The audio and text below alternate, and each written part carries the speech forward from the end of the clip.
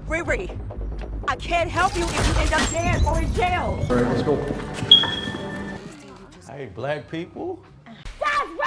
What's going on, everybody? It's K aka Khalil Too Short, and today we are back talking about the Iron Man, aka Riri Williams, aka the Queen Mastermind of Cash money. We're on the second half of this steaming pile of garbage, and we're almost done, so just bear with me a little bit. We got some more to get through. When we last left off, Riri Williams accidentally, on purpose, murdered a man and left him there to die. And then, in order to show us some more that she is a sociopath and doesn't care about anyone, went to the gang and then started gaslighting to them like she had no idea what happened. Riri, fly over and find him, please. I'm sorry, he's in one of the greenhouses and he's not moving. And remember, a mesh that she stole from a character that shouldn't even be in this show, Ezekiel Stane, the son of Obadiah Stane from Iron Man 1. And the genius that she is, she didn't tape it to her body or attach it or no kind of way. She just threw it in her sleeve. So it fell off and the people over there found it. So obviously she's gonna pay for that, right? Wrong! We got a little bit to talk about, but before we get into it, I need you guys to do 3 things for me. Like the video, share the video, and also, if you please can, subscribe to the channel. And if you don't do all 3 of those things, that's completely fine. I'm just gonna DM you a mega file with all the episodes of Ironheart in it, so when you see the DM, you don't even have to open it. It's just gonna automatically play, and you're just gonna have to sit there and watch that shit. But let's get into it. Starting off the episode, we have our main antagonist, Parker, aka the Hood, with a flashback of him and Johnny, and they're robbing a mansion. At first, it seems like this is just a flashback to show that him and Johnny have been through the ropes together and that's his boy. But it will become a lot more important later, and trust me, it's even stupider than you can even think about. So the non-binary Avengers are all together trying to mourn the loss of Johnny. Even the chick that just got her face smashed in. Yeah, I don't think he would be on your good side, but sure, I guess you care now. So everybody's together in this piece of joint. Huh? What? Wait a minute, wait. Because in a previous episode, we saw that the demon entity that is taking control of Parker showed him that Riri Williams is the reason why Johnny is dead. So why in the holy fuck would he let her back into his establishment and into his presence? He would have murked her right there on the spot. This is a character that hasn't been shown to show any kind of mercy or just let shit slide. So you telling me that he's just gonna try to have a mastermind plan to try to get rid of her instead of just offering her right now and telling the game what happened? Surely that's not what's happening. We're not about to get some convoluted scheme by Parker instead of him just taking out Riri right here. Surely that's not what's gonna happen. It's a bold strategy, Cotton. Let's see if it pays off for him. Oh, but in the time it took for her to go home and mourn and then come here the next morning, she got that retwist we was talking about. So good job, Riri. Now you look like somebody, even though you look like you could smell the sunrise. Look at this sociopathic little asshole, dude. She's still pretending like she has no idea what's going on. Oh, Parker, you got something for me? Why are you still around here? You know that the gang knows that you did something dumb, and the people at the facility that you just robbed should have your biometrics. Why are you around? You should be in hiding right now. Parker, you got anything for me? Yeah. I got plans for you. Oh, we are gonna do a convoluted plot to try to get rid of Riri Williams. Okay, bro. Find anything yet? I've cross-referenced this heat signature with every known energy source.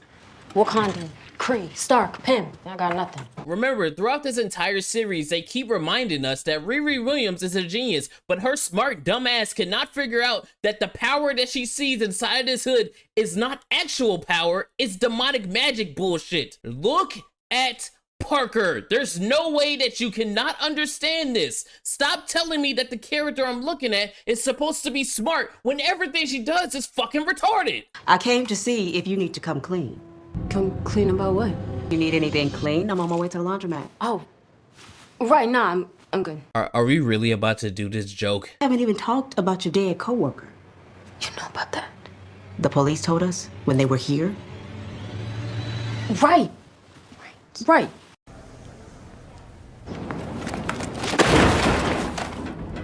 Oh, so we are doing this joke. All right, cool. Sure. So funny, Marvel. That is so funny. God, I just want to fucking kill my... Why are you acting so calm? Like I didn't just let John die. You did what you had to do to survive. John would have done the same. So it looks like they're trying to do some kind of anxiety art like they've been doing throughout the entirety of the season, which I don't understand why we're still dealing with this. Like, let's just be honest. You don't really care that you left Johnny to die. In all seriousness, sure, it was self-defense. He tried to kill you and you killed him first. Granted, yes, I still think it's funny to make fun of you because you're supposed to be our main protagonist, but everything you do goes the opposite of that. But sure, why are we pretending like you care? You just tried to gaslight the entire team like you didn't know what was happening. Again, stop showing me a character one way when they're acting a different way. I can't fuck with what you're telling me, story. It doesn't make any sense. Call Sherry. Well, I got kicked out of MIT. I joined a crew of ragged-ass criminals, and I'm about to get my ass popped by a deranged man in a cape. Can you help? Sherry. She hung up. So you know you're a criminal, but didn't you just say this last episode? You're joking, right? Everyone you're talking about is a criminal, including you. No, I'm not. But then again, the writers are retarded, and they didn't know that they put this in the episode as well. Yeah, I know, I'm a criminal. Great protagonist that we have here. Upstanding citizen. Such a great role model for young black girls. Isn't that what y'all said? Ironheart and the character Riri Williams is that she's in the space where you don't find a lot of young black girls, and the black women need to be in tech, obviously, because I think she's an example. And so, yeah, I think there's going to be a great motivator for the culture, especially young black girls, but also brown and black people. Yeah. You know what I'm saying? You know what I mean? It's hard, son. Word, you know what I mean? Word, you know what I mean? Especially when them books be, you know what I mean? You know, real thick and heavy, like, you know what I mean? Yeah, sure, they can all resonate with this. Everyone else is the problem, and it's never them. So now our main character is going to see Joe because she's trying to figure out what's wrong with Parker's hood, and she needs his help, and she wants to tell him about the biomesh that she lost the night prior. Which, again, why is she not on the run? Why do the cops not know where she is? Because they should have her DNA since it was the biomesh on her body, right? Happen to know why Joe's house is surrounded in police tape, would you? Joe. You mean Ezekiel Stain? Yeah. Cops came and got him this morning. So you're telling me that the biomesh that Riri Williams took and had her greasy hands all over, put it on her skin, in her jacket, all this other stuff. She was even sweating in that bitch. You know it was hot. It has all traces of Riri on it, but the cops found none of that, but were able to trace where the biomesh came from, which led to Ezekiel Stain? Boy, ain't no way, boy. Boy, ain't no way, boy. I'm going to lose my fucking mind. There's no way you're telling me this is what's happening. So we're saying, fuck. Let's just continue, dude. I'm just, you know what? I'm done trying to make sense of it. I'm sorry. I'm done trying to make sense of the story. We're just gonna move past it, all right? We're just gonna flow with this stupid ass narrative that they're trying to tell us. Yes, Riri's not the one in jail. Ezekiel is, because instead of getting her DNA, they traced the product back to him and his black market dealings. Sure, yeah, that's what happened. I just feel bad. That guy's not going to survive prison. You don't feel bad. You have a crush. No, I don't. You know, you do kind of give pen pal prison wife vibes. Yes, and you give bottom vibes. Isn't it a little odd? John's dead, some random bionic guys being framed for our work, and now Hood's being weird. How can that work? Some tech magically showed up in your crime when you were committing it, and you only have one character that specifically deals in tech. That's their position in your criminal organization. It looks like all these smart dumbass characters can't put two and two together. Yeah, our main character is scheming. Surely there's not going to be some convoluted way for them to break out Ezekiel and then just for him to join the gang or anything like that. Surely that's not what's going to happen, and I'm not seeing this from a mile away. Hey, looks like they got your favorite color. Khaki. It's pretty difficult to put into words how disgusted I am, how depressed I am. Remember when I said she is a sociopath? This is exactly what I mean. You know that you're the reason why this man is in jail, and you're the one who's supposed to be there, and you want to go there and start taunting him and telling fucking jokes. Look at this man. He's soft. There's no way he's gonna last in jail. Hell, he even told you that in one of the first episodes he met you. Look at me. There's no way I can survive prison. Have you seen Orange is the New Black? This character is evil, man. This has to be an origin story for a villain. I kid you not. There's no way. I should have known never to trust you. You're just a selfish kid who can't take any responsibility for herself. You lie, you cheat, you manipulate. You'll do anything you can to save yourself, even if that means hurting other people in the process.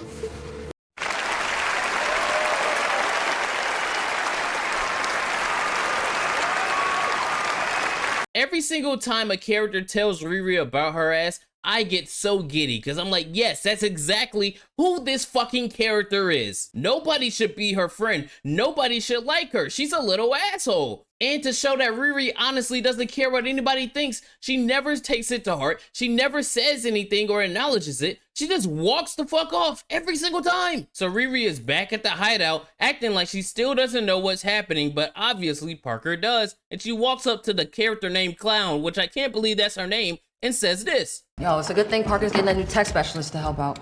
Another tech specialist? I just wish if you needed help, Zeke Staines or anyone else's, you would have come to me. But it's all good. Hope you have a great day, Riri. It's almost like you murdered his fucking cousin, and he knows, and you know he knows. Thought I heard something. You're paranoid. You just need to stop for a second, okay? Just stop and process and just be. Well, the last time you just let Riri be, somebody died, so I don't think we need that to happen anymore. But obviously, as you can see, she's paranoid that the hood is gonna pop up on her and murk everybody that's a part of the family. So she gives her mom one of those watches to protect her, and then she also goes over to this dude. So do you think I'm a good person? No. Good, bad, them words don't really mean anything. It's all depending on who's labeling you. Huh? There is objective good and bad. For instance, it is objectively bad for you to lie, cheat, and steal in everything that you do. And it would be objectively good for you to go and, I don't know, save somebody. Saying, oh, it's only about the people who label you if you're good or bad. No, if I kick a fucking dog in the middle of the street just because he's sitting there, people are gonna say I'm a bad person. But if I pick the dog up who's in the middle of the street and put him on the sidewalk, they're gonna say I'm a good person because those are morally objective things. God damn it, dude, who was writing this stupid show? I guess if you were asking me, I'd say you're a smart person, a hardworking person, a protective person. Dog, I've said this game multiple times. Stop lying to the bitch and just slide it in there already, dog. I'm tired. Have sex, excel. So Riri goes to sleep in the suit because she's paranoid and she doesn't know what's gonna happen. She keeps checking the monitors. Sure, her mother screams and she busts down the door looking like the goddamn Kool-Aid man. And she finally is about to admit to her mother what exactly is going on because obviously it's some deep shit. You can't just keep lying to her. I could tell something's wrong. Would you please let me help? Maybe I could use a bath. Some of that magic that you always talking about. Ah, never mind. I forgot what kind of character we're dealing with. Let's go to the next scene. So after telling her mom that she needs some sage and some of that voodoo BS or whatever, they go to a magic shop that's owned by the side character that you saw in the first episode. Just clearing the stank aura that you're drugging with you, don't mind me. And this is where we meet her and her daughter. Wait, what's her fucking name? Hold on. Zelma, that's her name. That's right. I completely forgot because why would her name be memorable anyway? She does nothing for the story besides sit here and spout magic BS. And speaking of magic BS, we find out that these two are sorcerers and they trained at Karma Taj.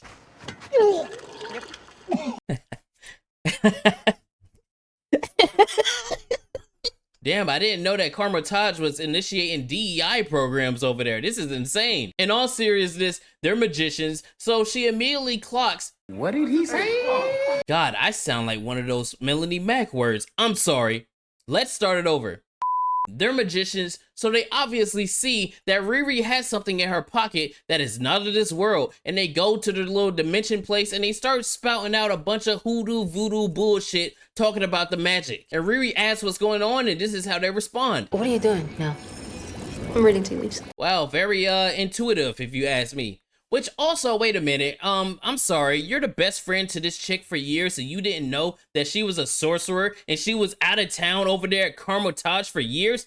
How in the hell does... I gotta stop asking questions because obviously these people that are writing the show don't know. But anyway, they see the tea leaves and they find out that this is some demon shit. Whoa, no brainer. Are you serious? The dude with veins popping out of his neck and blackout eyes is some kind of demon dude? Oh my god.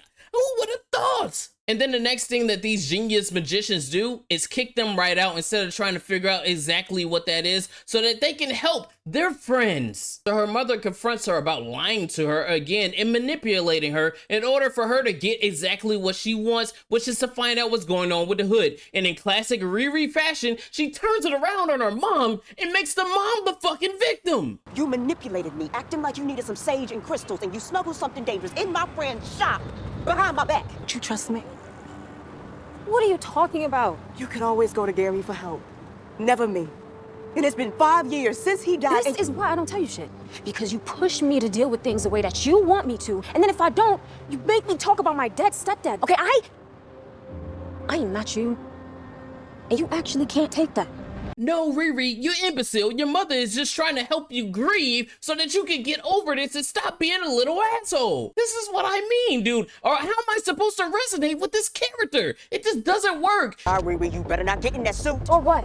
Wow, she even tried to little bro her mother, dude. This character is such a bitch. As you can see, the Hood is about to try to recruit Ezekiel and get him out of jail because obviously he knows Riri screwed both of them over, so they're gonna do the enemy of my enemy is my friend type shit. We don't even need to see the whole scene. He says he's gonna come back at lights out for him to make a decision, and we know what kind of show this is, so obviously he's gonna take the decision and he's gonna become a part of the non-binary Avengers. So our genius flies over to Joe's black market bunker in order for her to get some kind of clarity and figure out how to destroy this piece of the hood because that's what the magicians from the South Side said. Wait, why would this still be here? If the cops were able to trace back where the mesh came from, they would have been able to trace back exactly where the bunker... You know what? I'm doing it again. I'm making too much sense. I'm sorry. Let's just continue to watch this. Check the map, Ree.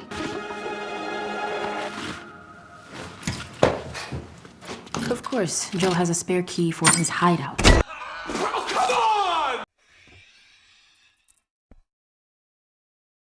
You're telling me that our genius black market dealer leaves a spare fucking key underneath the mat? I just don't know how much longer I can deal with this. This is maddening how stupid this is. You keep telling me all these characters are smart and I'm just...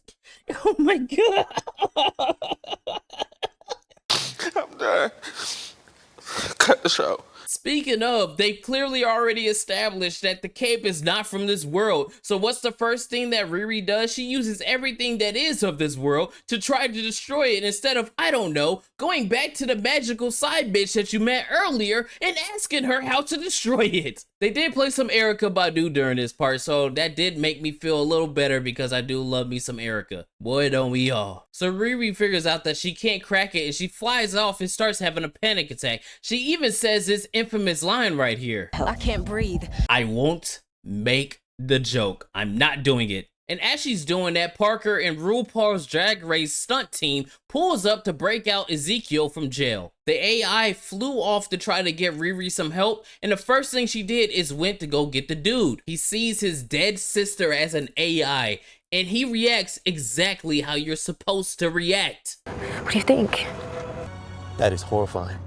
You had no right to use Natalie as one of your little tech toys, Ree. You know, our genius character still can't comprehend the idea of letting go. You know, this person is dead. What you have walking around is a skeleton, a fragment of your imagination of what your best friend actually was. Maybe this isn't ethical. Maybe this isn't something that you should be doing. But of course, Riri, being classic Riri, starts gaslighting and acting like she's the victim in all this. I don't know, you get kind of used to it. It's nice in a way, like your mixtape. Okay, so what would you do? If you were me, what would you do? Make her go away. Delete it. And even the AI sensed it, when she's like, well, and then flew off. Why would you do that? She's been hanging out with you for weeks now and hasn't deleted you then, so why would she delete you now? But doing all that leaves Riri by herself in the junkyard. And then we get back over here to our mastermind group of criminals, and when I broke out Ezekiel, he wants some upgrades. He's about to start putting in some biomechanical stuff that he was talking about. Get you cleaned up for your alteration.